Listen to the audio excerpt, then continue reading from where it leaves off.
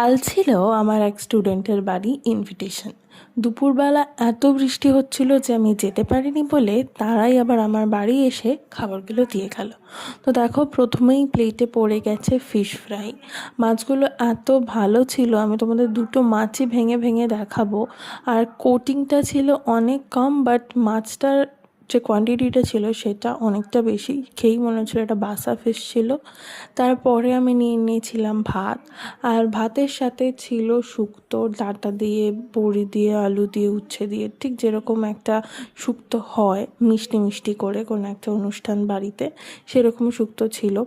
তারপরে ছিল কাতলা মাছ, আমি 2 পিস নিয়েছিলাম। এটা ছিল বেশ ঝাল ঝাল, একটা মিষ্টি মিষ্টি খাবার পরে একটা ঝাল ঝাল খাবার বেশ ভালোই লেগেছে। তো ওটা দিয়ে ওর ঝোল দিয়ে মেখে খাওয়ার পরে আমার ভাতে পড়ে গেছিলো পাবদা সর্ষে পোস্ত। মাছটা এত ভালো ছিল না, এর মধ্যে ডিম আলাম পাবদা পেয়েছিলাম। তো তারপরে নিয়ে নিয়েছিলাম আমের চাটনি, মিষ্টি মিষ্টি ছিল। তারপরে ছিল মিষ্টি, মিষ্টি খেতে এত ভালোবাসি যে দুটো নিয়েছিলাম। আর তারপরে ছিল দই।